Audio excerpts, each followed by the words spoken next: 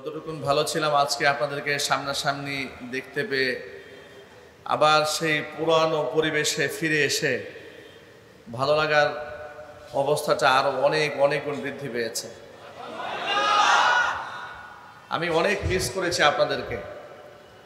আপনারা সুদীর্ঘ সময়ের আমার এখান থেকে সংগ্রাম, আমি এত বছর এখানে জুমার খুতবা দিলাম, আমাকে অন্তত একটা জুমা বিদায় নেওয়ার জন্য তারা আমাকে সুযোগ দেয় না। আমি সুযোগ চেয়েছিলাম অন্তত পক্ষে একটা জুমা আমাকে দেওয়া হোক। আমি যেহেতু থাকলে আপনাদের প্রবলেম, একটা জুমা আমি বিদায় নিয়ে যাই কেন্দ্রীয় মসজিদ থেকে। তারা প্রশাসন দিয়ে এমনভাবে প্রেশার ক্রিয়েট করেছে, তারা বলেছে আমি মসজিদে ঢুকলেই এখানে কারবালা হয়ে যাবে। আমি এখানে কোনো রক্তক্ষয়ী সংঘর্ষ চাই নাই, যার দরুন আমি নিরাপদ স্থানে পৌঁছেছি এবং আমার মসজিদকে আমি কলুষিত করতে চাই না। কারণ এই মসজিদকে আমরা অনেক অনেক ভালোবাসি। এই মসজিদের ইতিহাস আছে, এই মসজিদের ঐতিহ্য আছে। বোটবাজার কেন্দ্রীয় জামে মসজিদ সারা বিশ্বের মানুষ এক নামে চিনে। এখন মুসলিম, বাংলাদেশি, বাংলা ভাষী যারা আছে, বোটবাজার কেন্দ্রীয় জামে মসজিদ অনলাইনে এত বেশি আলোচনা এই মসজিদের মিম্বার থেকে গোটা বিশ্বময় আলোচিত হয়েছে। অনেক মানুষ বোটবাজার কেন্দ্রীয় জামে মসজিদকে চিনে। আমরা চাই না এখানে কোনো রক্তক্ষয়ী সংঘর্ষ হোক। তারা আমাদেরকে মার্ডার কেসের আসামি বানাতে চেয়েছে। আমাকে হুমকি দেওয়া হয়েছে, যদি আপনি এখান থেকে না যান তাহলে হত্যা মামলার আসামি বানানো হবে। আমি যে নিলয়ের বাসায় ভাড়া থাকতাম, পুলিশ ফোর্স পাঠিয়ে দিয়েছে বাড়িওয়ালাকে বলে দিতে তারা যেন আমাকে বাড়িতে জায়গা না দেয়। আমার ঘরটা সেখানে গিয়ে তছনছ করে দিয়ে এসেছে। মুতল্লি সাহেবের বাড়িতে এসে দিনের পর দিন ওসি সাহেব, থানার এসি, এসপি, ওসি, ডিসি, তারা একের পর এক চাপ দিয়েছে মাদানী হুজুরকে রিজাইন দেন। মুতাল্লি জীবনের শেষ মুহূর্ত পর্যন্ত আমার পক্ষে সংগ্রাম করে বলেছেন যে কোন অপরাধে আমার খতিব সাহেবকে আমি রিজাইন দেব। তিনি খুব জেদি মানুষ ছিলেন। তিনি বলেছেন সেই অপরাধটা আমাকে শনাক্ত করে দেন, যে অপরাধে আমি খতিব সাহেবকে বলবো আমি এই অপরাধে আপনাকে অব্যাহতি দেওয়া হলো। তারা কোনো কারণ দর্শাতে পারে নাই। তিনি মৃত্যু পর্যন্ত আমার রিজাইন লেটারের মধ্যে তিনি সই করেননি। এভাবেই দুনিয়া থেকে তিনি বিদায় হয়েছেন। তাকে এমনও কথা বলা হয়েছে তার সন্তানরা আমার সামনে, যে মাদানী হুজুরকে যদি আপনি মসজিদ থেকে রিজাইন না দেন আপনার সন্তানদের বিরুদ্ধে মামলা করা হবে।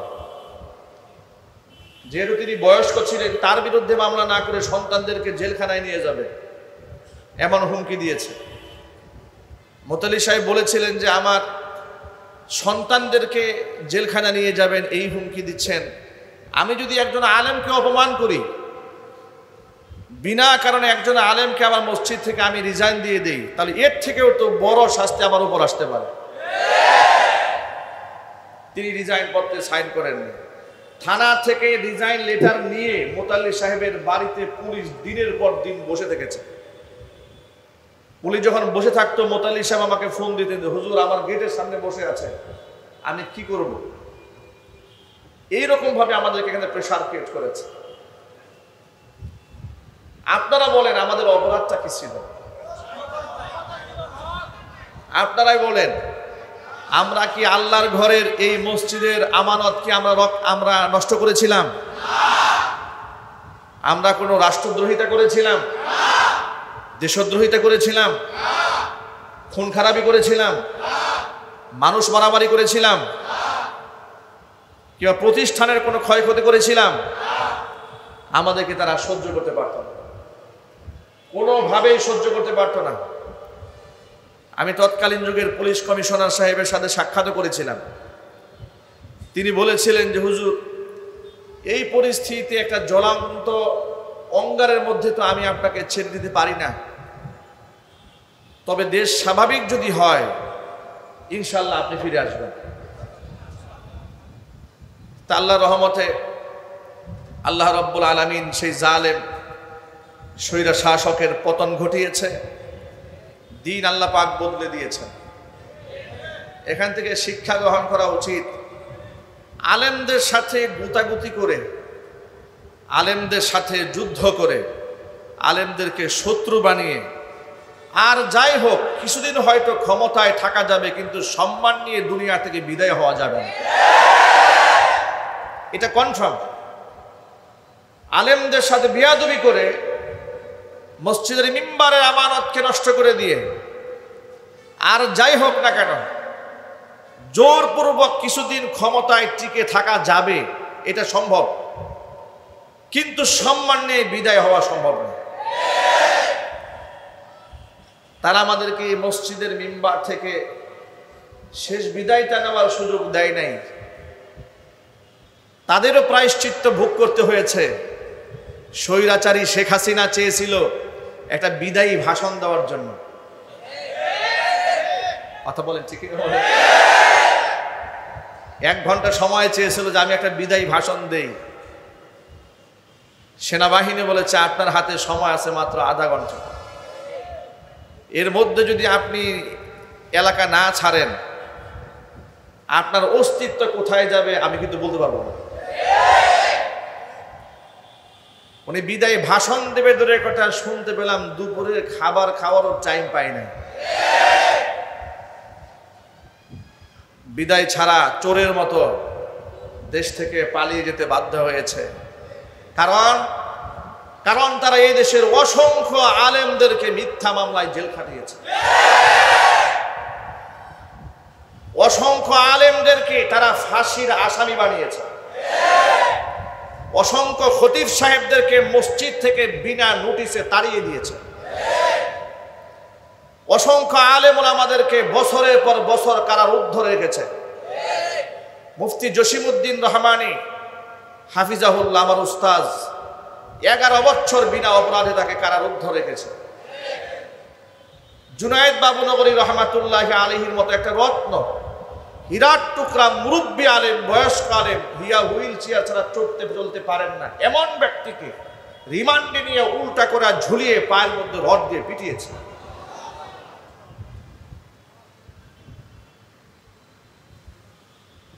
শুধু কি তাই, গোটা ওয়ার্ল্ডের বিশেষ করে উপমহাদেশের শ্রেষ্ঠতম দিনের দায়ী, ওয়ার্ল্ড ফেমাস ইসলামিক চিন্তাবিদ, আন্তর্জাতিক খ্যাতি সম্পন্ন মুফাসসির কোরআন শহীদ আল্লামা দেলওয়ার হোসেন সাঈদী রাহমাতুল্লাহি আলাইহি আল্লাহর একজন কিংবদন্তি ওলি ছিলেন, যিনি বিগত 30 বছর আগে এ দেশ সমাজ সম্পর্কে যা বলতেন আজকেও সেই বক্তব্য শুনলে মনে হয় এই বক্তব্য তিনি গতকাল দিয়েছেন। এমন একজন রত্ন, এমন একজন বড় মাপের আলেম, এমন একজন জনপ্রিয় ব্যক্তিকে 13টি বছর মিথ্যা মামলায় কারারুদ্ধ রেখে সর্বশেষ নাটকীয় কায়দায় জেল থেকে বের করে হসপিটালে এনে তাকে বিষ প্রয়োগ করে হত্যা করেছে।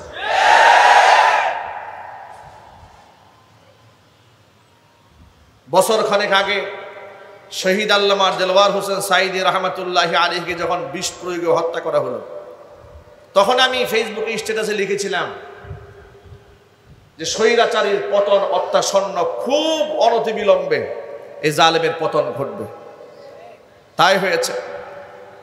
আল্লামা মামুনুল হক হাফিজাহুল্লাহর মতো একটা সিংহ পুরুষকে নিজের স্ত্রী দিয়ে ধর্ষণের মামলা দিয়েছে। এখনো কোনো ফাহেসা বক্তব্য নাই যে আলেম সম্পর্কে না দিয়েছে।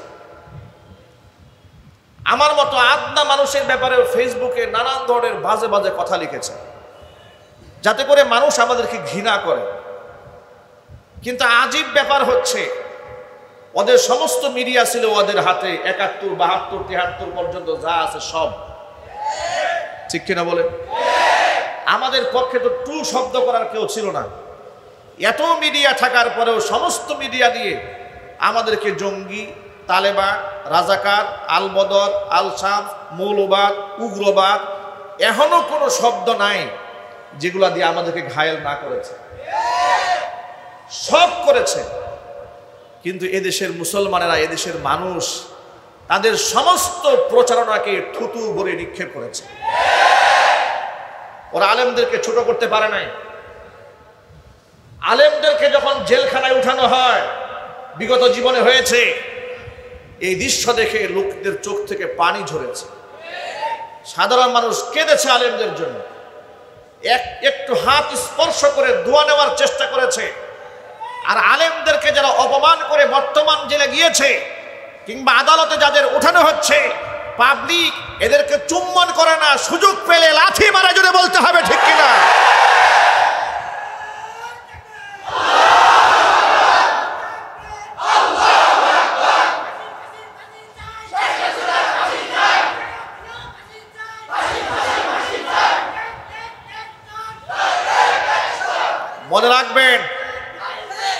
মনে রাখবেন, মসজিদের মিম্বার আওয়ামী লীগ, বিএনপি, জাতীয় পার্টি কিংবা জামাত ইসলাম কারো পৈতৃক সম্পদ নয়।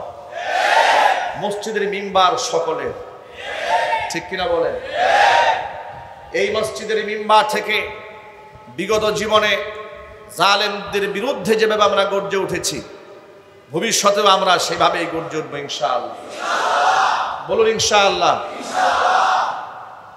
আমি অবাক হয়ে যাই, এখনো পর্যন্ত স্বৈরাচারী হাসিনার জন্য যারা মায়া কান্দা কান্দে, ভালো করে শোনায় কথাটা।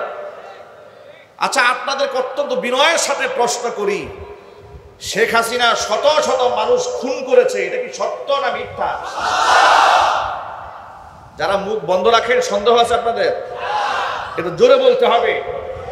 শেখ হাসিনা প্রত্যক্ষ কিংবা পরোক্ষ নির্দেশের মাধ্যমে এদেশের অসংখ্য ছাত্রদেরকে, অসংখ্য আলেমদেরকে, অসংখ্য সাধারণ মানুষকে খুন করেছে। এ কথা কি সত্য না মিথ্যা?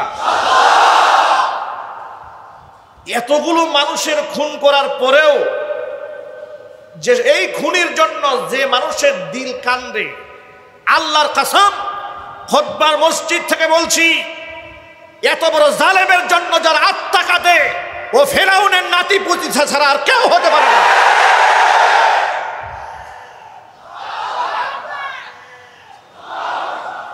সুতরাং আমাদের কথা পরিষ্কার, রাজনৈতিক কোনো বিরোধ কারো সাথে আমাদের নাই, কিন্তু জালেমদের সাথে কোনো আপোষ নাই। কেউ আমাদের মামু খালু হয় না, কিন্তু আল্লাহর কোরআনের বিরুদ্ধে যে যাবে, যদি মামু খালু হয়, পায়ে পিষ্ট করতে, দলিত করতে 1 সেকেন্ড সময় নেব না। সুতরাং কোরআন সুন্নাহর পক্ষে আমরা ছিলাম, আমরা আছি, ভবিষ্যতেও থাকবো ইনশাআল্লাহ। আমাদেরকে তারা বলতো আমরা নাকি সরকার বিরোধী কথা বলি মসজিদের মিম্বার থেকে। কথাটা খুব ভালো করে বুঝেন। আমরা কোন জায়গায় সরকার বিরোধী কথা বলেছি? আমরা কোনোদিন জুমার বয়ানে বলি নাই তারা মেট্রো রেলের টাকা চুরি করেছে, বলেছি আমরা? 10 টাকা চালের দাম বলে 100 টাকা খাইয়েছে, তাও বলি নাই। কথা বলে না। নিজের ছেলে মেয়ে ইহুদি খ্রিস্টানদেরকে বিবাহ দিয়েছে, বিবাহ করিয়েছে, তাও কিছু বলি নাই। রাষ্ট্রের হাজার হাজার কোটি টাকা বিদেশে নিয়ে গেছে, স্পেসিফিক, তাও কিছু বলি নাই। কারণ আমরা জানি এগুলা বলার লোক আছে বাংলাদেশে। আমরা কোনটা বলেছি? যখন দেখেছি কোরআন শরীফের আইনের মধ্যে আছে যে নারী এবং পুরুষের মিরাস সম্পদ বন্টনের যে নীতিমালা কোরআনে লেখা আছে, এটা পৃথিবীর কেউ মুছে দিতে পারবে না। ইউসিকুমুল্লাহু ফি আওলাদিকুম লিয-যাকারি মিসলু হাজ্জিল উনসাইন। সূরা নিসার 11 নম্বর আয়াতে আল্লাহ বলেছেন যে আল্লাহ পাকের নির্দেশ হচ্ছে মিরাজ বন্টনের ক্ষেত্রে লিয-যাকারি মিসলু হাজ্জিল উনসাইন, 2 মেয়ে যা পাবে সমপরিমাণ একটা ছেলে পাবে। এই বিধানটা আল্লাহ পাকের। বিধানটা কার? আল্লাহ পাকের। নারী উন্নয়ন নীতিমালার নামে তারা নারী পুরুষ সব সমান বানিয়ে দেওয়ার জন্য চক্রান্ত করলো এবং বলল মিরাজ সম্পত্তির মধ্যে ছেলে যা পাবে মেয়েও তাই পাবে। যখন দেখলাম যে কোরআনের বিরুদ্ধে আইন চলে যাচ্ছে, আমরা প্রতিবাদ জানিয়েছি। যখন আমরা দেখেছি যে শিরকের সাথে মুসলমানদের কোনো সম্পর্ক নাই, সেই শিরকের প্রতি ধাবিতকারী, শিরকের উপাদান এমনকি শিরকের উপকর্ম যা যা আছে সব কিছু যখন বাংলাদেশ স্টাবলিশ করার জন্য রাস্তায় রাস্তায় মূর্তি বানানো হচ্ছে, ইসলামের মেসেজ পৌঁছে দেওয়ার জন্য মূর্তি এবং ভাস্কর্যের বিরোধিতা করেছে। কথা বলেন ঠিক কিনা বলেন? আলেম ওলামাদেরকে বিনা অপরাধে কারাগারে নিয়েছে, প্রতিবাদ জানিয়েছে। মামুনুল হককে নারায়ণগঞ্জের রিসোর্টে সস্ত্রীক অপমান করেছে, লাইভ করে প্রতিবাদ জানিয়েছে। কুখ্যাত সন্ত্রাসী রক্তখেকু নরেন্দ্র মোদী ভারতের গুজরাটের খোসায় বাবরি মসজিদ ভেঙে দিয়ে মন্দির নির্মাণকারী, গরু জবাইয়ের অপরাধে অসংখ্য মুসলিমকে হত্যাকারী, মুসলিমদেরকে দাড়ি ধরে ধরে জবাইকারী এবং তার পক্ষকে সমর্থনকারী, মুহাম্মদ সাল্লাল্লাহু আলাইহি সাল্লামকে কটূক্তিকারী এই শয়তান নরেন্দ্র মোদীকে বাংলাদেশে এনে মুসলমানদের ভূমিকে নাপাক করা হবে, প্রতিবাদ জানিয়েছিলাম আমরা। এসব ছিল আমাদের ধর্মীয় সেন্টিমেন্ট, একটা আমাদের রাজনৈতিক সেন্টিমেন্ট ছিল না। আপনারা বলুন, এই মিম্বারে বসে আমি কোনোদিন কোনো দলের ভোট চেয়েছি? জোরে বলতে হবে। আওয়ামী লীগের ভোট, বিএনপির ভোট, জামাতের ভোট, পৃথিবীর কোনো দলের ভোট চেয়েছি? চাই নাই। যা বলেছি কোরআন থেকে বলেছি। কিন্তু স্বৈরাচারের গায়ে সব তীরের মতো বিদ্ধ হয়েছে, তার কারণ হচ্ছে অনু ইসলামিক এহেন কোনো কর্মকাণ্ড নাই যে শয়তান করে না। বিশ্ববিদ্যালয়ের মধ্যে বুরকা নিয়ে ষড়যন্ত্র করেছে। চট্টগ্রামে, কুমিল্লাতে নার্সিং হোমের মেয়েরা হিজাব পরতে পারবে না, হিজাব কেটে দিয়েছে, প্রতিবাদ জানিয়েছে। ঢাকা বিশ্ববিদ্যালয়ের মেয়েরা বুরকা পরে ইউনিভার্সিটিতে যাচ্ছে, সহ্য হয় নাই। কি বলেছে?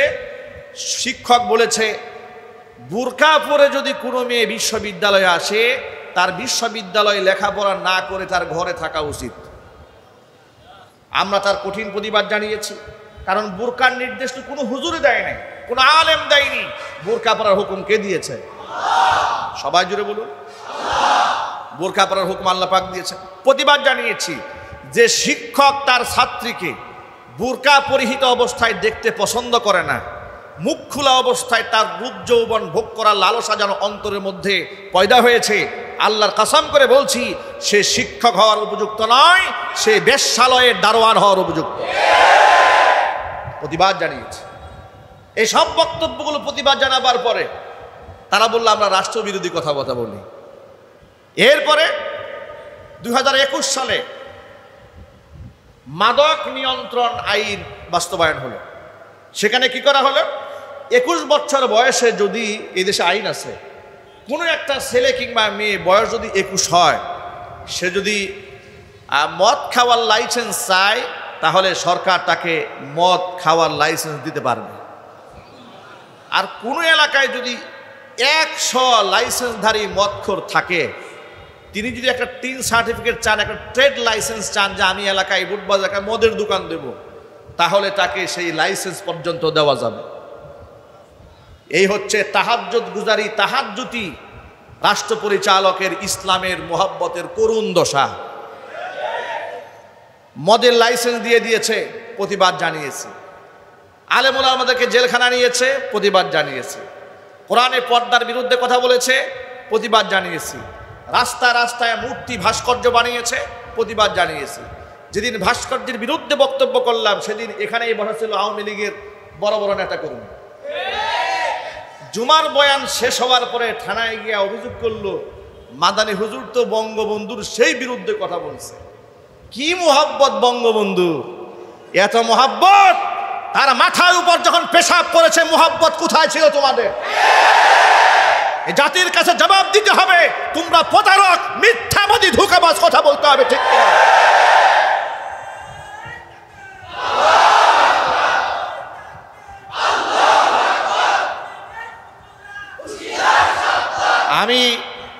আমি তাদের উপর কোনো বিদ্বেষ নিয়ে কথা বলি নাই। কথা বলেছিলাম কোরআন শরীফের আয়াত থেকে যে আল্লাহ পাক 4টা জিনিসকে নাপাক বলছেন। কয়টা জিনিস? সবাই বলে। আল্লাহ পাক 4টি জিনিসকে নাপাক বলেছেন। আল্লাহ রাব্বুল আলামিন বলেছেন, ইয়া আইয়ুহাল্লাযীনা আমানু ইন্নামাল খামরু والميسر والأنصاب والأجسام رجس من عمل الشيطان فاجتنبوه لعلكم تفلحون আল্লাহ পাক বলেন ও ঈমানদারেরা ইন্নামাল খামরু ওয়াল মাইসিরু ওয়াল আনসাবু ওয়াল আজলাম চারটি জিনিস হচ্ছে শয়তানের নাপাক কর্মকাণ্ড। কয়টি জিনিস? সবাই চারটা আঙ্গুল উঁচা করেন। কয়টি জিনিস? আমি বলেছি। কে বলেছেন? সবাই বলুন, কে বলেছেন? আমি বলিনি, আল্লাহ রাব্বুল আলামিন বলেছেন। চারটি জিনিস হচ্ছে শয়তানের নাপাক কর্মকাণ্ড। ইন্নামাল খামরু, এক নাম্বার হচ্ছে মদ, ওয়াল মাইসির, দুই নাম্বার হচ্ছে জুয়া, তিন নাম্বার হচ্ছে ওয়াল আনসাব, মূর্তি, চার নাম্বার হচ্ছে ওয়াল আজলাম, ভাগ্য নির্ধারণকারী তীর। এসব হচ্ছে রিজিসুম মিন আমালিশ শাইতান, এসব হচ্ছে শয়তানের নাপাক কর্মকাণ্ড। ফাজতানিবুহু, এগুলো তোমরা পরিহার করো, লাআল্লাকুম তুফলিহুন, তাহলেই তোমরা সফল কাম হতে পারবে। আমার ভাইরা, তাহলে মূর্তি নাপাক, এটা কি আলেমরা বলেছেন, আল্লাহ বলেছেন? তাহলে রাস্তায় রাস্তায় ভাস্কর্যের নামে মূর্তি যখন বানানো হয়েছিল, কোরআন শরীফের এই আয়াত দিয়ে বলেছিলাম একজন মৃত ব্যক্তির জন্য দোয়া করেন, ফায়দা হবে। মসজিদ বানানো ফায়দা হবে, এতিমখানা করেন, ফায়দা হবে। কোরআন তেলাওয়াত করে ইসালে সওয়াবের ব্যবস্থা করেন, ফায়দা হবে। কিন্তু স্মরণীয় রাখার জন্য রাস্তায় রাস্তায় মূর্তি বানাবেন না, এটা মুসলমানদের কাজ নয়। আল্লাহর নবী, দু জাহানের বাদশা, ইমামুল মুরসালিন, রাহমাতুল লিল আলামিন, খাতামুল আম্বিয়া, নবিয়ুনা মুহাম্মদুর রাসূলুল্লাহ সাল্লাল্লাহু আলাইহি সাল্লাম বলেছেন, ইন্নামা আনা বুইসতু লিকাসরিল আসনাম। পৃথিবীতে মূর্তি রাখার জন্য আল্লাহ আমাকে পাঠাননি, পৃথিবীর মধ্যে মূর্তিগুলাকে ভেঙে দিয়া আল্লাহর একাত্মবাদ প্রতিষ্ঠার জন্য আল্লাহ পাক জমিনের মধ্যে আমাকে প্রেরণ করেছেন। আল্লাহু আকবার বলেন। আপনারা বলেন ইব্রাহিম আলাইহিস সালাতু ওয়াস সালাম আমাদের কি হন? সবাই বলেন না কি হন? তিনি আমাদের কি পিতা? আরো জোরে বলেন। এই কথাটা বলতেও মুসলমান ভয় পাইত। বিগত 16 বছরে নবী ইব্রাহিম আলাইহিস সালাতু ওয়াস সালামকে জাতির পিতা বলতে মুসলমানরা ভয় পেত। এমনকি অনেক মাহফিল মঞ্চে জাতির পিতা ইব্রাহিম আলাইহিস সালাতু ওয়াস সালাম বলা হয়েছে, কিন্তু তাদের মাইন্ডে লেগেছে, তারা খুব কষ্ট পেয়েছে। বাস্তবতা আছে না নাই? আমার প্রিয় ভাইরা, ইব্রাহিম আলাইহিস সালাতু ওয়াস সালাম মূর্তি ভেঙে দিয়েছিলেন। কোরআন বলে দিয়েছি, মিল্লাতা বিকুম ইব্রাহিম হুয়া সাম্মাকুমুল মুসলিমিন, তোমরা তোমাদের জাতির পিতা ইব্রাহিম আলাইহিস সালাতু ওয়াস সালামের ধর্মের অনুসরণ করো, তার আনুগত্য করো। এর মানে তুমি যখন বিশ্বাস করবে আমি আল্লাহ ছাড়া কোনো মাবুদ নাই, ইলাহা নাই, আইনদাতা নাই, বিধানদাতা নাই, রব নাই, সৃষ্টিকর্তা নাই, আমি আল্লাহ ছাড়া কোনো রাজ্জাক নাই, কোনো খালেক নাই, কোনো মালিক নাই, হায়াত দানকারী কেউ নাই, জীবন দানকারী কেউ নাই, মৃত্যু দানকারী কেউ নাই। যখন তুমি বিশ্বাস করে নিয়েছো, পৃথিবীর কোনো পীর, পৃথিবীর কোনো দুর্গা, পৃথিবীর কোনো দরগা, পৃথিবীর কোনো ভাস্কর্যের সামনে সম্মানে তোমার মাথা নত হবে না। সম্মানে মাথা নত হবে একমাত্র কার সামনে? আমার প্রিয় বন্ধুগণ, ইব্রাহিম আলাইহিস সালাতু ওয়াস সালাম মূর্তি ভেঙে গুড়িয়ে দিয়েছিলেন। তিনি বাপ দাদা আত্মীয় স্বজনকে শিক্ষা দিতে চেয়েছিলেন মূর্তির কোনো ক্ষমতা নেই, সমস্ত ক্ষমতার মালিককে। এই শিক্ষা নবী ইব্রাহিম দিলেন। তাহলে তুমি সেই নবী ইব্রাহিমের আদর্শিক সন্তান বলে মুসলমান হিসেবে নিজে দাবি করার পরেও তুমি কিভাবে মূর্তি নির্মাণ করো? জবাব দাও, কথা বলে ঠিক কিনা? আমরা প্রতিবাদ জানাবার পরে তারা টেলিভিশন টক শোতে কি বলেছিল শোনেন। তারা বলল যে হুজুররা ভাস্কর্যের বিরুদ্ধে কথা বলে, অথচ তুরস্কে মূর্তি আছে, ভাস্কর্য আছে, ইরানে মূর্তি আছে, লেবাননে মূর্তি আছে, সৌদি আরবে এই ভাস্কর্য আছে, সেই ভাস্কর্য আছে, নানান যুক্তি। আমার প্রিয় ভাইরা, মনে রাখবেন, Saudi, Kuwait, Iran, Iraq, Lebanon, পৃথিবীর কোনো মুসলিম দেশ আমাদের জন্য মডেল নয়। আমাদের জন্য মডেল হচ্ছে কোরআন এবং সুন্নাহ। কথা বলেন ঠিক কিনা? আপনারা আমার সামনে যারা বসে আছেন, আমিও আপনাদের মডেল নই, আমি আপনাদের মডেল নই, আমি আপনি আমাদের সকলের মডেল বিশ্বনবী মুহাম্মদ রাসূলুল্লাহ সাল্লাল্লাহু আলাইহি ওয়াসাল্লাম। সুতরাং মূর্তি তুরস্কে বানিয়েছে না ইরাকে বানিয়েছে না ইরানে বানিয়েছে, এগুলা দাদাকে আদা পড়া শিখায় কোনো লাভ নাই। আজে বাজে কথা বলে গল্প করে কোনো লাভ নাই। আমি শুনাই কুরআন শরীফের আয়াত, ও আমার দেখায় ইরাক। কথা বল ঠিক না বলে?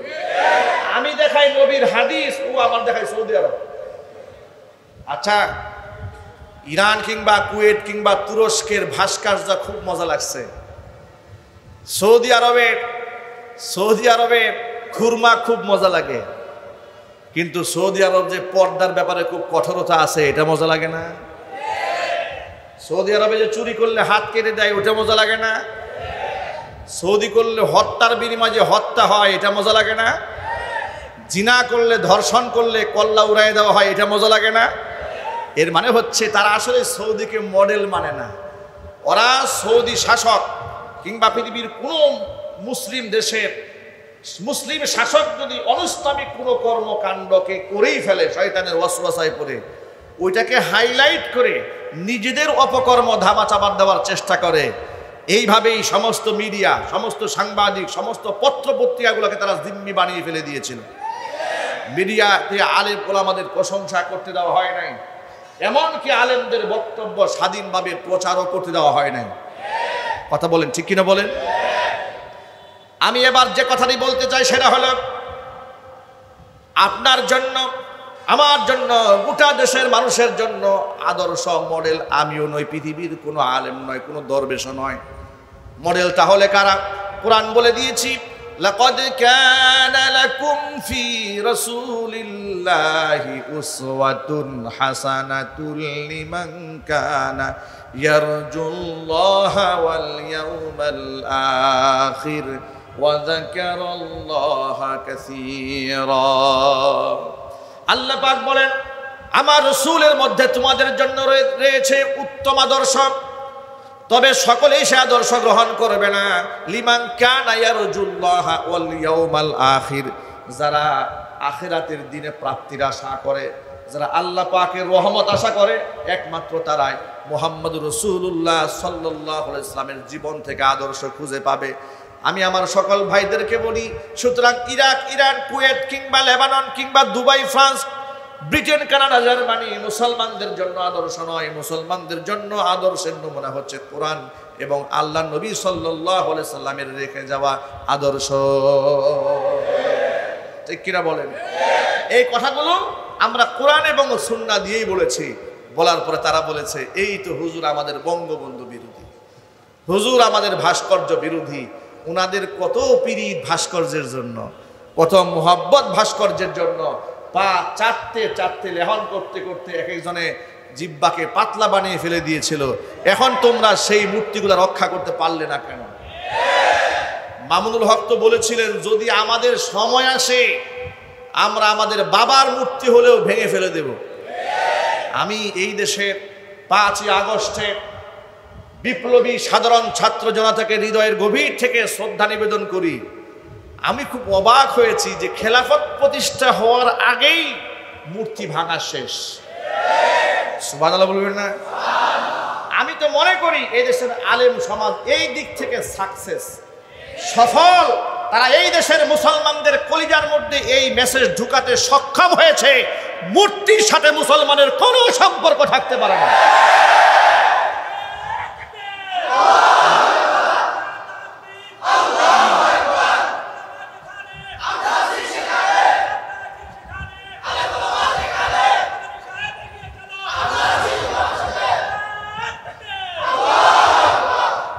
এই দেশের আলেম ওলামারা সাধারণ মানুষের অন্তরে এই মেসেজ ঢুকাতে সক্ষম হয়েছিলেন, মূর্তির সাথে মুসলমানদের কোনো সম্পর্ক নাই।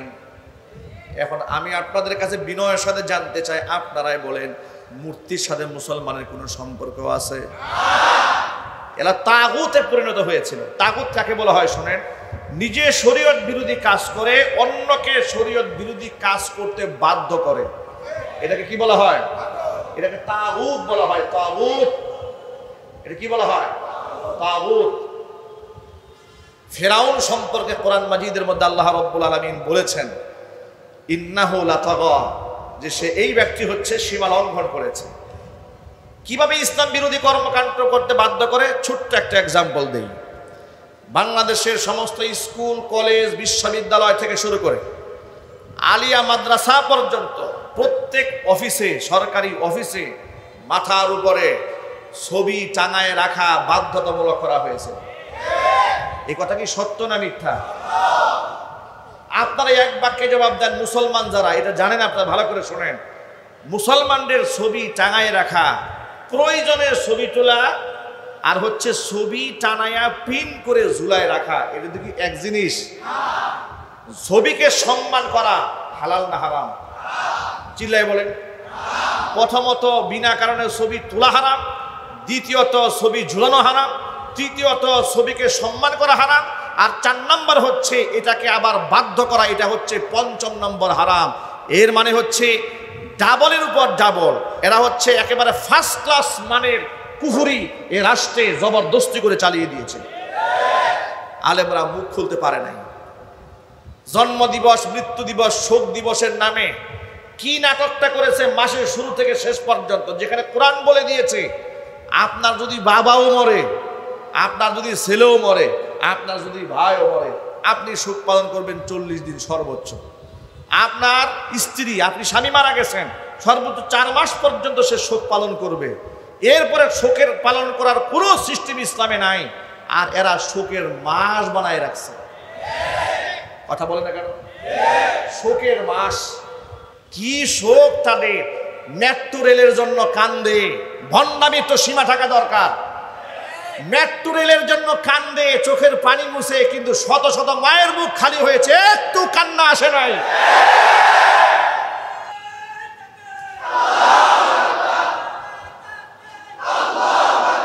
কিছুদিন আগে দেখলাম যে তার জন্মদিন উপলক্ষে তার কিছু লেসপেন্সারেরা ফেসবুকে দেখি পুশ করা শুরু করছে মাস জননী।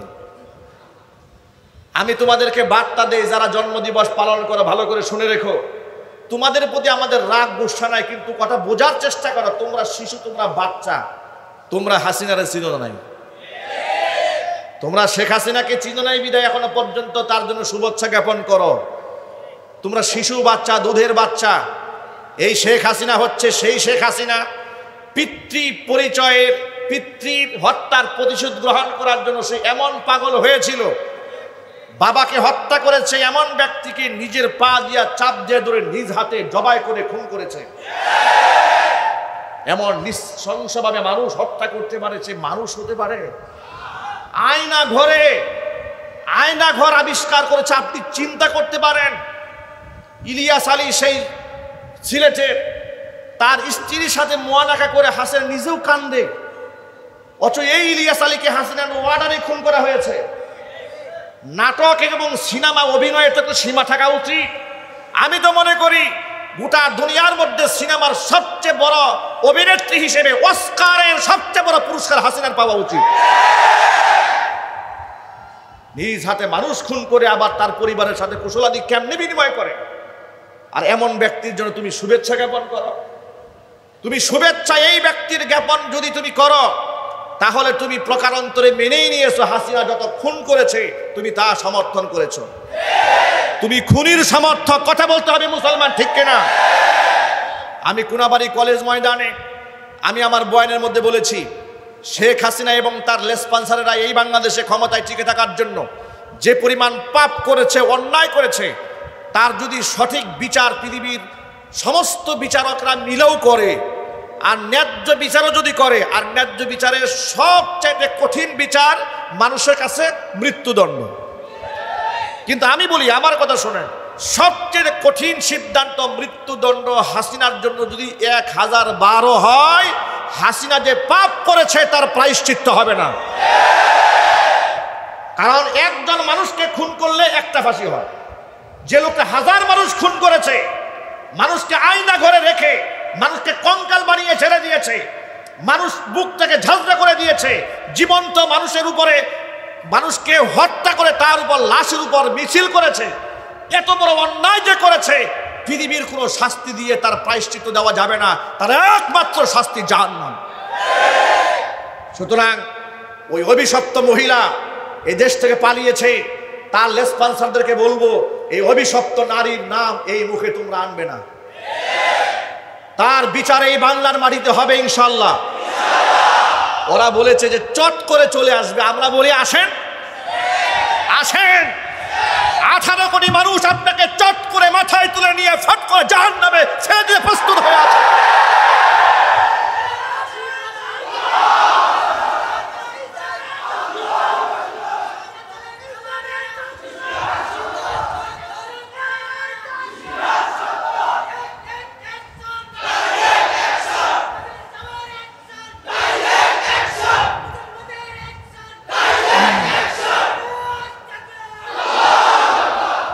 এই সাইনবোর্ডে, এই আমাদের এই পাশের এলাকা সাইনবোর্ড স্টেশনে আমি সেদিন ইসলাহি প্রোগ্রাম করেছি। এক দোকানদার বেচারা আহত এক ছাত্রকে দোকানে আশ্রয় দিয়েছে, মার খেয়েছে, মায়ের গেছে দেখে যে একটা মানুষ রক্তাক্ত হয়ে পড়ে আছে, তাকে টেনে দোকানে ঢুকাইছে, তাকে একটু সেভ করার জন্য, যাক একটা মানুষ প্রাণে বেঁচে যাক। মানুষ, পুলিশ এত জানোয়ার কেমনে হয়? কেন ছাত্রকে আশ্রয় দিয়েছে? দোকানে শাটার খুলে ওরেও সহ গুলি করে ঠান্ডা মাথায় হত্যা করেছে। এরা মানুষটা জানোয়ার, এরা মানুষটা জানোয়ার। এদের বিচার হওয়া দরকার নাই? কথা বলে বিচার দরকার নাই?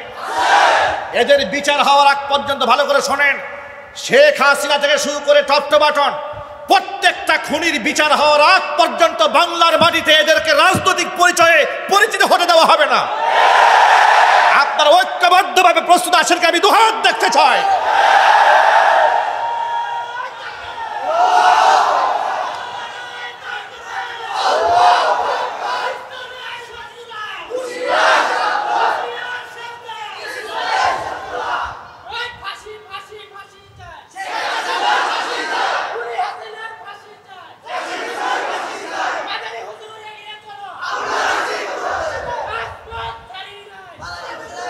আমাদের কথা পরিষ্কার শোনেন, ব্যক্তিগত বা কারো প্রতি আমাদের ক্ষোভ নাই, কিন্তু যারা এই কোরআনের বিরুদ্ধাচরণ করেছে, আলেমদেরকে হত্যা করেছে, মিথ্যা মামলায় জেল খাটিয়েছে, ফাঁসির রায় দিয়েছে, আলেমদেরকে ব্ল্যাক লিস্ট করে 116 জন আলেমের নামে তালিকা করে মানুষের সামনে অপমানিত করেছে,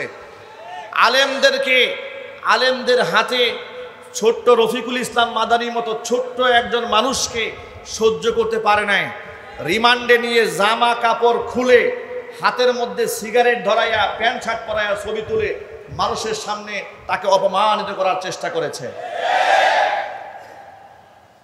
এগুলো আমরা ভুলে যাই নাই, এগুলো আমরা ভুলে যাই নাই। তোমাদের চেহারা দেখলে ওই নির্যাতনের কথা আমাদের মনে পড়ে।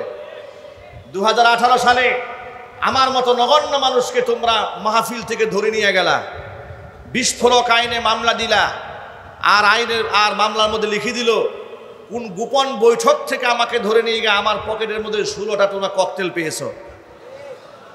এই নাটক তোমরা আমার সাথেও করেছিলে, কথা বলেন না ভাই, ঠিক কিনা বলেন? এই নাটক ওরা আমাদের সাথে করে নাই? আর জোরে বলতে হবে করে নাই? এগুলোর বিচার হওয়া দরকার নেই? কেন আমি বুটবাজার কেন্দ্রীয় মসজিদ থেকে আমাকে 4টা বছর দূরে রাখা হয়েছে?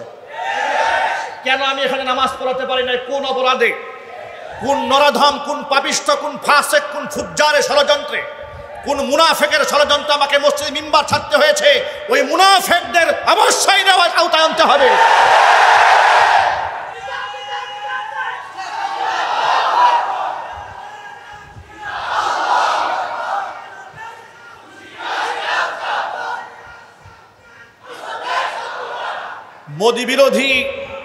মোদি বিরোধী আন্দোলন করে ঘরে ফেরার পরে থানা থেকে আমাকে ফোন দিয়ে বলে, হুজুর আপনি সেফ থাকেন, আপনার বিরুদ্ধে কিন্তু এলাকার কিছু লোকেরা খেপে গেছে।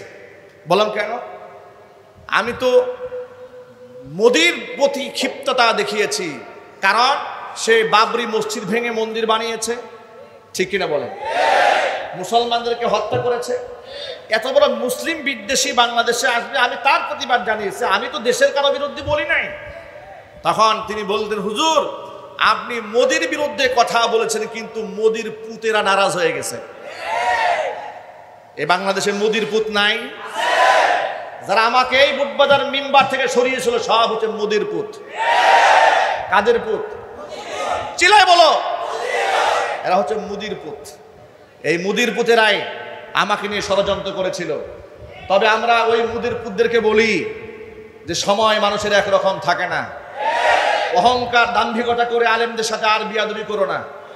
বর্তমান যারা ক্ষমতা আছে, ভবিষ্যতে যারা ক্ষমতা আসবে, তাদের প্রতি আমাদের বার্তা হচ্ছে আলেমদের সাথে গুতাগুতি না করে, আলেমদের সাথে সমন্বয় করে, ধর্ম উপদেষ্টা যেমন আলেম বানিয়েছ, কওমি মাদ্রাসার লক্ষ লক্ষ আলেমদেরকে তোমরাই তো বলেছ তোমরা সেখানে মাস্টার্সের মূল্যায়ন করেছ, তাহলে প্রাইমারি লেভেল থেকে শুরু করে ইউনিভার্সিটি লেভেল পর্যন্ত এই সার্টিফিকেটের আন্ডারে একজন কওমি যোগ্য কোরআন সুন্নাহর বিশুদ্ধ তিলাওয়াতকারী ব্যক্তিদেরকে সরকারি সমস্ত শিক্ষক, শিক্ষার্থী, এমনকি বড় বড় সংস্থার মধ্যে সরকারিভাবে ঢুকিয়ে দিতে হবে। প্রাইমারি স্কুলে যে ধর্ম পড়ায় সে নিজেই ধর্ম জানে না। আমি মিথ্যা কথা বলছি? আমার কথা বিশ্বাস না হলে আপনি আমার চ্যালেঞ্জে আসেন। প্রাইমারি স্কুলে যে ধর্মীয় সাবজেক্ট নেয় ও ধর্ম জানে না। ওরে একটু কালিমা পড়তে বলেন, ও 14 জায়গায় ভুল করবে। ঠিক কিনা বলেন? 12 বছর আমার ছেলেমেয়েরা ইউনিভার্সিটিতে পড়ে সূরা ফাতিহা বিশুদ্ধ জানে না, সালাম দিতে জানে না। এর চেয়ে বড় দুঃখ আর কি হতে পারে? সুতরাং আমরা চাই রাষ্ট্রের সমস্ত কারিকুলাম এখন থেকে আলেম ওলামাদের সাথে পরামর্শের ভিত্তিতে হতে হবে। কিছুদিন আগে শিক্ষা কারিকুলাম চেঞ্জ করার জন্য কমিটি গঠন করা হয়েছিল। সেই কমিটির মধ্যে উল্লেখযোগ্য 2 জন সাহাবাকে নাস্তিক ঢুকে গিয়েছিল। বাংলাদেশের আলেম ওলামারা বীর জনতা রাজপথে মিছিল করেছে, সংগ্রাম করেছে, প্রতিবাদের মুখে তাদেরকে প্রত্যাহার করা হয়েছে। আমাদের শেষ বার্তা, শুধু প্রত্যাহার করলে হবে না, দায়িত্বে যারা আছেন ভালো করে শোনেন। হাসিনা অনিসলামিক শিক্ষা ব্যবস্থা তৈরি করে ইসলাম বিদায়ের পায়তারা করেছিল, জুতা পিটা খেয়ে বিদায় হয়েছে। এদেশের 90 থেকে 95% বর্তমান এই দেশের মুসলমানদের হৃদয়ের আবদার হচ্ছে এই রাষ্ট্র, এই দেশ চলবে আলেম ওলামার পরামর্শের ভিত্তিতে। আপনারা কি এতে প্রস্তুত? মানে কোরআন এবং সুন্নাহ ভিত্তিক রাষ্ট্র পরিচালিত হোক, এটা আপনারা চান? ছোট্ট একটা দাওয়াত দিয়ে দেই, আগামীতে কারা ক্ষমতা আসবে, নির্বাচনে কারা আসবে সেটা আমি জানি না, তবে আমি মুসলমান হিসেবে, একজন আলেম হিসেবে আপনাদের দাওয়াত থাকলো, আপনারা অবশ্যই আল্লাহর কোরআন যে মানে, আল্লাহর কোরআন যে চায়, যে ব্যক্তি নামাজ পড়ে, রোজা রাখে, হজ করে, যাকাত দেয়, রাষ্ট্রে ইসলাম চায়, এমন একজন ব্যক্তিকেই নির্বাচন করবেন। যে দল থেকে আসুক না কেন, আমি আবার বলি, যে দল থেকে আসুক না কেন, কোনো বেনামাজি, কোনো মিথ্যাবাদী, কোনো চরিত্রহীন, কোনো লম্পট, কোনো ধোঁকাবাজ, কোনো বাটপার, কোনো মুনাফেক, ফ্যাক্টরি দখলকারী, চান্দাবাজ, মাদক চোরাচালানকারী, এমন ব্যক্তিদেরকে এদেশের মুসলমানেরা আর এমপি মন্ত্রী হিসেবে দেখতে চায় না। এদেশের মুসলমানেরা আমানতদার, এদেশের মুসলমানেরা কোরআন সুন্নাহর ভিত্তিতে রাষ্ট্র দেখতে চায়, খেলাফত প্রতিষ্ঠা করতে চায়। খেলাফত প্রতিষ্ঠার জন্য যদি রাজপথে আবার রক্ত দিতে হয়, মুসলমানরা প্রস্তুত আছে কিনা দুহাত দেখতে চায়।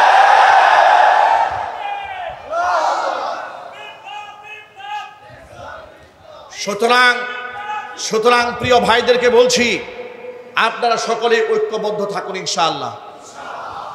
বাংলাদেশের ওদের সমস্ত মিডিয়া ছিল ওদের হাতে, কিন্তু আমাদের কাছে শুধু ছিল মসজিদের মিম্বার। এই মিম্বার কি দুর্বল? কি মনে হয় আপনাদের কাছে? মসজিদের মিম্বারগুলা কি দুর্বল? দুর্বল নয়, কিন্তু ওরা দুর্বল করার চেষ্টা করেছিল। এই বুটবাজার কেন্দ্রীয় জামে মসজিদে প্রত্যেক জুমায় গণজোয়ার সৃষ্টি হতো। এই গণজোয়ার ঠেকাবার জন্য ওরা চেষ্টা করেছিল, ঠিক কিনা বলেন? ওদের সেই ষড়যন্ত্র আল্লাহ ব্যর্থ করে দিয়েছেন, আমরা করি নাই। কে ব্যর্থ করেছেন? আপনারা মসজিদের আমানতকে রক্ষা করে সামনের দিনগুলোতে এই মসজিদের মিম্বার থেকেই কোরআন এবং সুন্নাহর বক্তব্যগুলো বলিষ্ঠ কণ্ঠে উচ্চারিত হবে। কোনো ইসলাম বিরোধী কর্মকাণ্ড বাংলার মাটিতে বাস্তবায়িত হতে দেওয়া হবে না। যদি কেউ করতে চায়, তার দাঁত ভাঙ্গা জবাব দেওয়ার জন্য আমরা যখনই আহ্বান করব, সেই আহ্বানে সাথে প্রস্তুত থাকতে হবে। পার্শ্ববর্তী দেশ ভারতে প্রতিনিয়ত সেখানে ধর্মীয় উস্কানি দেওয়া হয়, ঠিক কিনা বলেন? সংখ্যালঘুরা সেখানে নির্যাতিত হয়, সেখানে সংখ্যালঘু মুসলিমরা কি পরিমাণ কষ্টে দিনাতিপাত করে। গরু জবাইয়ের অপরাধে মুসলিমকে হত্যা করা হয়েছে, এমন অসংখ্য ঘটনা আছে না নাই? জোরে বলতে হবে, আছে না নাই? মুসলিমরা কি পরিমাণ বৈষম্যের শিকার আপনাদেরকে ছোট্ট একটা এভিডেন্স দেই। এই বাংলাদেশে অমুসলিম সম্প্রদায়ের সংখ্যা হচ্ছে মাত্র 7%। কয় পার্সেন্ট? মাত্র 7% সংখ্যায় তারা। প্রশাসনের চাকরির সুবিধা গ্রহণ করেছে তারা 25%। কত পার্সেন্ট? 25% সংখ্যালঘুদেরকে বাংলাদেশে দিয়ে দিয়েছে তৎকালীন যুগের স্বৈরাচারী, যাতে করে হিন্দুদের কলিজা ঠান্ডা করে মুসলিম জবাই করে হিন্দুদের অনুগ্রহ নিয়ে কিয়ামত পর্যন্ত ক্ষমতায় থাকা যায়। কিন্তু স্বাদ পূরণ হয় নাই, কথা বলতে হবে, ঠিক কিনা?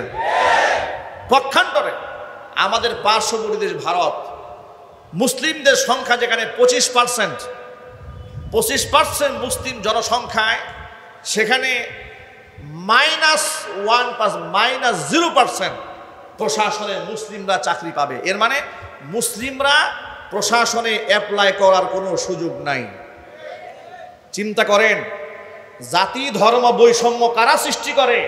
আর এরা আমাদেরকে, ওদের নাতিপুতিদেরকে টেলিভিশনে বসিয়ে আমাদেরকে বৈষম্যের সবক শেখায়। আমাদেরকে ওরা ধর্ম বর্ণ নির্বিশেষে এক হয়ে থাকার সবক শোনায় ওদের নাতিপুতিরা, যারা প্রতিনিয়ত মুসলমানদেরকে নির্যাতন করে, কষ্ট দেয়, বৈষম্যের শিকার করে রাখে। কথা বলতে হবে, ঠিক কিনা? নূপুর শর্মা আল্লাহ নবী সাল্লাল্লাহু আলাইহি ওয়াসাল্লামের সাথে বিয়াদবি করেছিল, গোটা ওয়ার্ল্ডের মুসলিম, বিশ্ব মুসলিম ফুঁসে উঠেছিল। মাত্র গত সপ্তাহে আপনারা দেখেছেন, সেখানকার এক ভারতের ধর্মগুরু রামগিরি মহারাজ একটা ধর্মগুরু হয়ে মুহাম্মদ সাল্লাল্লাহু আলাইহি সাল্লাম সম্পর্কে যে শব্দ উচ্চারণ করেছে মুখে, এটা আমি এই পবিত্র আল্লাহর ঘরে মুখ থেকে উচ্চারণ করাও আমার জন্য সম্ভব নয়। আমাদের নবী সম্পর্কে এত বাজে কথা সে বলেছে। আমার বুঝে আসে না, একজন অশিক্ষিত মূর্খ মানুষ যদি এই মন্তব্য করতো মনে আঘাত লাগতো না? একটা ধর্মগুরু, তার তো মোটামুটি লেখাপড়া করা থাকে, ঠিক কিনা বলেন? সে শিক্ষিত মানুষ, একটা ধর্মগুরু কি করে মুহাম্মদ সাল্লাল্লাহু আলাইহি সাল্লাম সম্পর্কে বাজে মন্তব্য করেছে? এমনকি বিজেপির জনৈক সাংসদ আবার সেটাকে সমর্থন করে একের পর এক ফেসবুকে পোস্ট করেছে। আমি আপনাদেরকে বলি, আপনারা বলেন তো, আজ পর্যন্ত আমাদের বাংলাদেশের কোনো আলেম হিন্দু সম্প্রদায়ের বিরুদ্ধে উস্কানিমূলক কোনো কথা বলেছে? এই যে আমি যে বক্তব্য দিচ্ছি, আমার ডানে আমার বামে অসংখ্য মিডিয়া আমার বক্তব্য রেকর্ড করছে। বিগত 16 বছরে আমি যত কথা মানুষের সামনে বলেছি, তার অধিকাংশ কথা রেকর্ড আছে। আমার একটা বক্তব্যে দেখান আমি যেখানে উস্কানি দিয়েছি যে আপনি হিন্দুদের মন্দিরে গিয়ে আঘাত হানেন, কিংবা ওদের ধর্মগুরু ব্যাপারে কোনো নাপাক কথাবার্তা বলেছি, আপনারা আমাদের সামনে পেশ করুন। দেখাতে পারবে না ইনশাআল্লাহ। শুধু আমি নই, বাংলাদেশের দায়িত্বশীল কোনো আলেমের মুখে এগুলো পাবেন না। তার কারণ কোরআন তাদেরকে শিখিয়েছে। কি শিখিয়েছে শোনেন, কোরআন মাজিদ আল্লাহ রাব্বুল আমিন বলে দিয়েছেন, ওয়ালা তাসুব্বুল্লাযীনা ইয়াদউনা মিন দুনিল্লাহি ফায়াসুব্বুল্লাহা আদওয়াম বিগাইরি ইলমিন। আমি আল্লাহকে বাদ দিয়ে তারা যেই সমস্ত দেবদেবীর পূজা অর্চনা করে, ওই সমস্ত দেবদেবীদেরকে তোমরা গালমন্দ করো না, তাহলে তারা হিংসা বশবর্তী হয়ে অজ্ঞতাসারে তোমার আল্লাহকেই তারা গালি দিয়ে বসবে। কত পরধর্ম সহিষ্ণু ধর্ম ইসলাম সুন্দর করে শিখিয়ে দিয়েছেন, অমুসলিমদের দেবদেবীর সমালোচনা করা যাবে না। এই জন্য পৃথিবীর কোনো দায়িত্বশীল মুসলমান এই কাজটা করে না। জোরে কোন সুবহানাল্লাহ। আর সেই জায়গায় রামগিরি মহারাজ একটা ধর্মগুরু হয়ে মুহাম্মদ সাল্লাল্লাহু আলাইহি সাল্লাম সম্পর্কে এত বাজে কথা বলেছেন, সেই নবীর ব্যাপারে, যেই নবীর চরিত্রের ব্যাপারে স্বয়ং আল্লাহ কোরআনে কসম করে বলেছেন, ওয়া ইন্নাকা লাআলা খুলুকিন নাযীম। অনবীজি ছোটখাটো চরিত্রের অধিকারী আপনি নন, আপনি মহান চরিত্রের উপর প্রতিষ্ঠিত আছেন। জোরে কোন সুবহানাল্লাহ।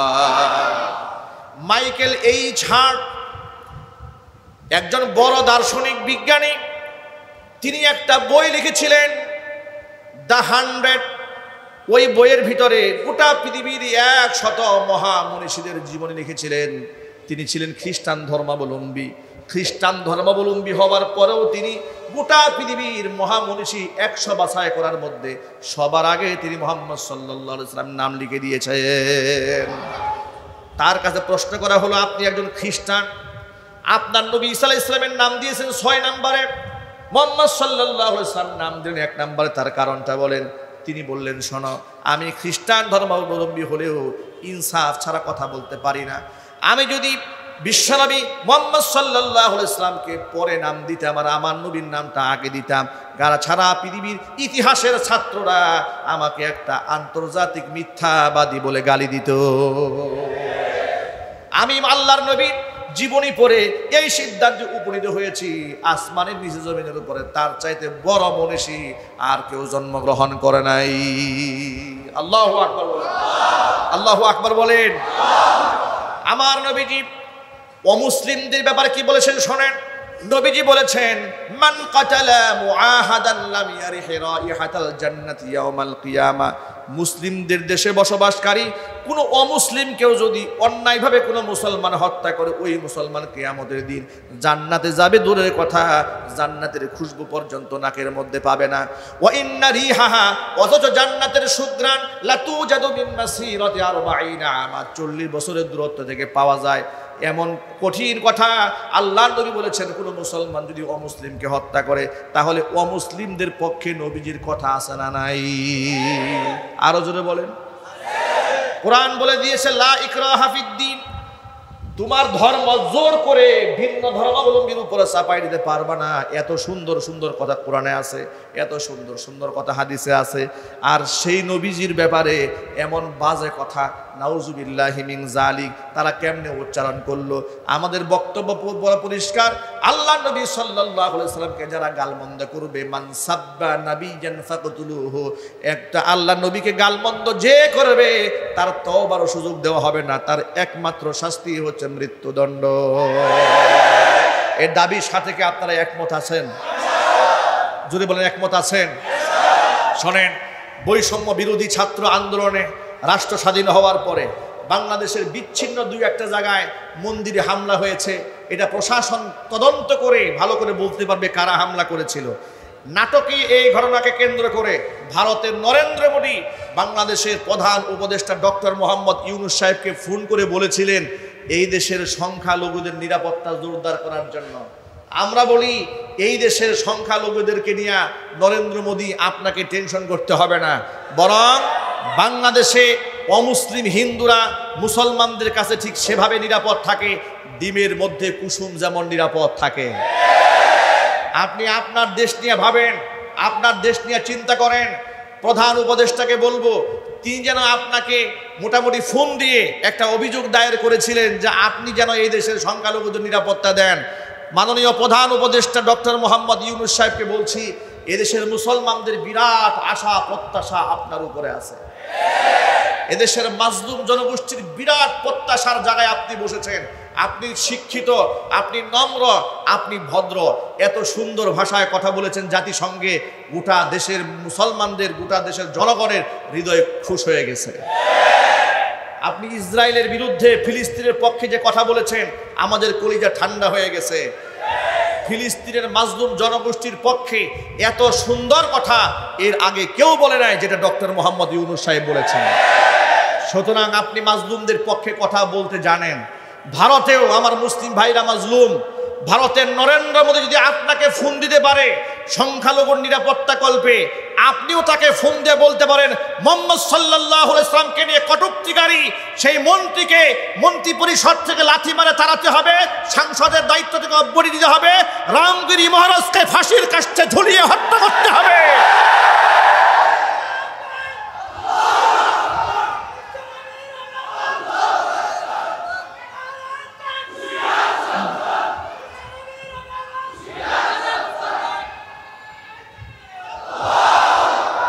গোটা ওয়ার্ল্ডের মুসলিমরা ইতিমধ্যে দাবি জানিয়েছেন, আমাদের দাবিও আমরা এখনো পর্যন্ত শেষ করি নাই, তার কারণ যতদিন পর্যন্ত এর সুরাহা না হবে মুসলমানদের কলিজার ঘা শুকাবে না। আল্লাহর নবীর অপমান এদেশের মুসলমানরা, গোটা পৃথিবীর মুসলমান সহ্য করবে না, বিচার হতে হবে। বিচার হওয়ার আগ পর্যন্ত মার্চ টু দিল্লি যেমন সেই দেশের মুসলমানেরা করেছে, আমরা মার্চ টু ভারত থেকে করতে বাধ্য হব যদি এই সমস্ত সন্ত্রাসী গুন্ডাদের বিচার না করা হয়। যেটা বলতে হবে ঠিক কিনা?